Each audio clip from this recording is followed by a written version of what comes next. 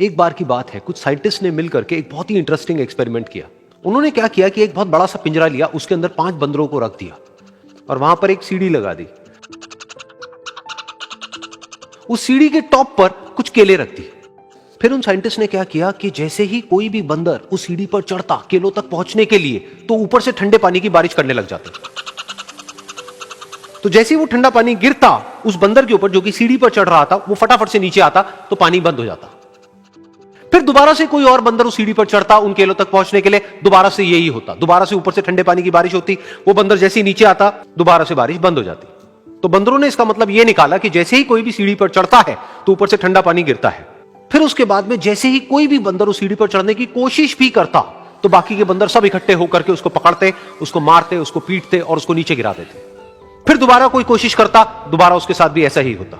फिर उन साइंटिस्ट ने क्या किया कि उन 5 बंदरों में से एक बंदर को उस पिंजरे में से निकाला और उसकी जगह एक नए बंदर को उस पिंजरे के अंदर डाल दिया। अब उस बंदर को नहीं पता था कि यहां पर क्या खेल चल रहा है। उसको जैसे ही सीढ़ी के ऊपर वो केले नजर आए, वो फटाफट से उस सीढ़ी के ऊपर चढ़ने लगा।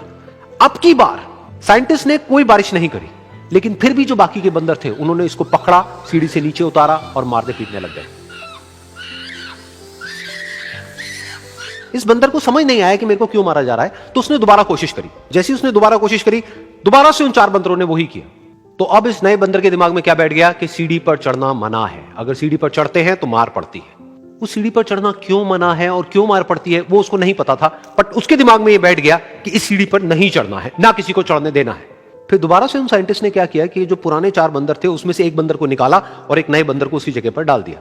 अब इस नए बंदर ने भी वही किया जो इससे पहले वाले ने किया था, यानी कि वो भागता हुआ गया, उस सीढ़ी के ऊपर चढ़ने की कोशिश करी, उन केलों तक पहुंचने की कोशिश करी। बाकी 4 इकट्ठे हो गए और उन्होंने उसको मारा पीटा, सीढ़ी से नीचे गिरा दिया। उसको कुछ समझ नहीं आया, उसने दोबारा कोशिश करी, दोबारा उसके साथ यही हुआ। और अब इस बंदर के दिमाग में भी यही बैठ गया कि सीढ़ी पर चढ़ना मना है और सीढ़ी पर चढ़ने से मार पड़ती है। फिर साइंटिस्ट ने एक एक करके जो पुराने 3 बंदर बचे हुए थे उसमें से भी एक एक करके उन बंदरों को निकाला और उनकी जगह पर 3 नए बंदर आ गए। अब ये 5 बंदर नए थे और किसी को भी ये नहीं पता था कि उस सीढ़ी पर चढ़ना मना क्यों है, लेकिन उन सबके दिमाग में बैठा हुआ था कि सीढ़ी पर चढ़ने से मार पड़ती है। तो कोई भी कोशिश नहीं कर रहा था, जबकि अब कोई ठंडे पानी की बारिश भी नहीं हो रही थी। वो चाहते तो आराम से उस सीढ़ी पर चढ़ते, केले तोड़ते और आपस में बांट करके खा लेते। बिल्कुल ऐसा ही हम लोगों के साथ भी होता है, यानी कि इंसानों के साथ भी होता है।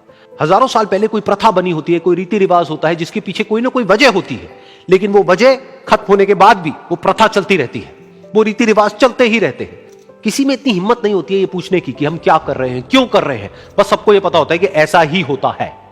तो वो एक्सपेरिमेंट जिसके बारे में अभी मैंने आप लोगों को बताया, यानी कि वो बंदरों का एक्सपेरिमेंट, उसमें तो बेचारे बंदर हैं, जानवर हैं, उनको नहीं पता है कि क्वेश्चन कैसे पूछते हैं। लेकिन अगर हम इंसान होने के बावजूद भी क्वेश्चन ना करें तो हमारे में और जानवरों में क्या फर्क है, सोचिए।